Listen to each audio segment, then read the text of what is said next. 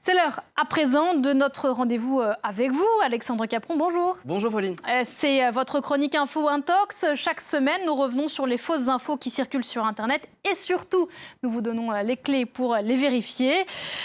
Donc les conseils que vous allez nous donner, Alexandre, vous faites partie donc, bien sûr de l'équipe des observateurs de France 24 et vous êtes spécialiste en vérification des images. Oui, effectivement, en fait, qui dit vidéo amateur dit toujours vérification puisque ce sont des vidéos qui ne viennent pas de journalistes et donc il faut toujours un petit peu se méfier avant de relayer ce type de contenu sur Internet.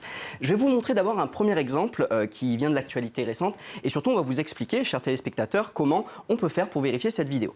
Le 15 mai dernier, nous avons travaillé sur des violentes émeutes qui ont eu lieu à Saint-Louis, au Sénégal. Les étudiants étaient très énervés parce qu'il y avait un retard important dans le paiement de leur bourse et malheureusement il y a eu des affrontements avec la police et il y a eu un mort parmi les étudiants, un jeune homme qui s'appelle Faloussen. On a reçu plein de vidéos amateurs de ces affrontements aux observateurs de France 24 et notamment celle qu'on va voir. Je vous propose de regarder donc cette vidéo, Pauline, et surtout le titre qui l'accompagne.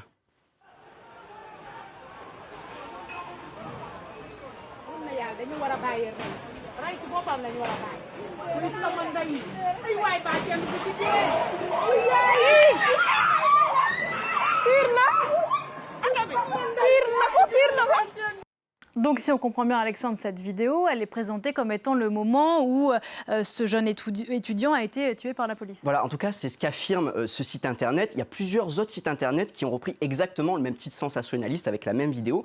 Il y a deux problèmes, Pauline. Le premier, ceux qui connaissent bien l'actualité sénégalaise le savent déjà, c'est que l'étudiant à Saint-Louis, il est mort tué par balle et pas écrasé par un véhicule de police. Le deuxième, et ça c'est le premier conseil qu'on peut donner à nos internautes, je ne sais pas si vous avez remarqué, mais la vidéo est de piètre qualité, elle est pixelisée, on ne voit pas vraiment les détails, et ça doit immédiatement vous mettre la puce à l'oreille. Du coup, qu'est-ce qu'on a fait? Eh bien, on est simplement allé chercher sur YouTube une vidéo similaire en tapant par exemple les mots-clés « voiture, fonce, étudiant, Sénégal ». Et regardez, on a retrouvé exactement la même vidéo. On va la voir ici en troisième position. Effectivement, un véhicule de police fonce droit sur les étudiants. Et là, cette vidéo, elle était de bien meilleure qualité et ça nous a permis de voir des détails qui n'étaient pas vraiment visibles dans la première vidéo. Au second plan de cette vidéo, on va le voir, on distingue un panneau en fait où il est écrit Centre des œuvres universitaires. Là, on est en train de voir une recherche Google Street View. C'est un outil de Google qui nous permet de vérifier qu'en fait, ce panneau bleu qu'on voyait dans la vidéo, eh bien, en fait, il est à Dakar, pas Saint-Louis. Et donc du coup, c'est pas du tout le moment où l'étudiant a été tué. J'ajoute pour être complet, Pauline, que c'était bien le 15 mai dernier que cette scène a eu lieu, mais qu'il s'agissait de la manifestation d'étudiants à Dakar en soutien à leurs compatriotes de Saint-Louis. Voilà, donc ce qu'il faut retenir, c'est que lorsqu'une vidéo a une qualité dégradée, la plupart du temps, il faut se méfier. Voilà. Autre exemple. Exactement, Pauline. Je vais vous montrer un autre exemple récent dans l'actualité. On va partir cette fois au Venezuela et vous allez essayer de jouer avec moi, peut-être également chez vous, téléspectateurs, pour trouver la réponse. Donc voici une vidéo qui a circulé la semaine dernière lors de l'élection présidentielle au Venezuela. On y voit le président sortant, Nicolás Maduro, qui a un comportement visiblement très bizarre. Je vais vous traduire ce que disait l'internaute dans cette vidéo. Il nous expliquait « Le peuple invisible, salué par Maduro, une scène balourde de théâtre, une autre manipulation ». Bon, c'est vrai que quand on regarde comme ça, on a l'impression que Nicolás Maduro, il salue dans le vide. Et ça, c'est la vidéo, vous la voyez telle qu'elle a circulé sur Twitter. Du coup, Pauline, je vous pose la question, lorsque vous voyez cette vidéo, pour vous, quel est le réflexe à avoir pour la vérifier? Je me demande si c'est bien Nicolás Maduro, je ne sais pas, j'ai peur de dire une bêtise. C'est bien Nicolás Maduro. En fait, comme on venait d'expliquer, le premier réflexe à avoir qui est très important, comme on le voit, la vidéo en fait est d'assez mauvaise qualité également.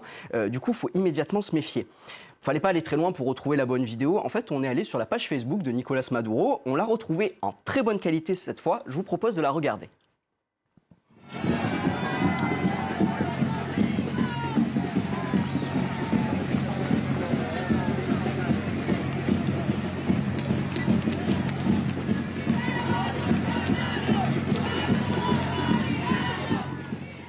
Voilà, du coup, maintenant, Pauline, après avoir vu la vidéo en bonne qualité, qu'est-ce que vous avez remarqué? Ah bah, là, il y a du son et on attend des gens qui, effectivement, acclament Nicolás Maduro et on les voit même un peu au fond. Voilà, exactement. En fait, lorsqu'on a la vidéo en bonne qualité, on se rend compte qu'il y a des gens qui sont tout au fond.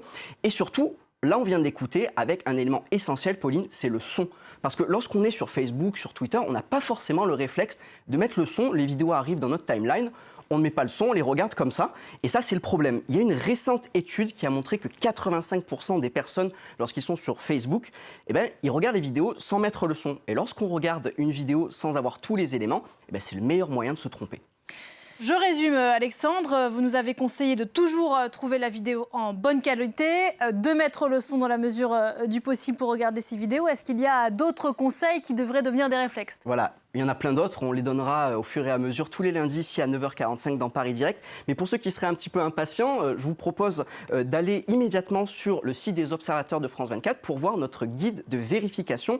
On a détaillé dans plusieurs articles des petits conseils de base qui n'ont rien à voir avec des outils techniques, qui sont parfois simplement des conseils de bon sens, mais qui permettent d'éviter les pièges d'Internet et d'avoir des réflexes de bon sens. Et surtout, on évite de relayer des vidéos que l'on voit sur Twitter sans vérifier qui poste ces vidéos. Ça, j'ai bien retenu ce conseil. Merci beaucoup, Alexandre. À lundi prochain. Merci, Pauline. À lundi. Évidemment, on peut retrouver tous vos travaux sur le site des Obs de France 24. C'est toujours passionnant d'aller jeter un coup d'œil de ce côté-là.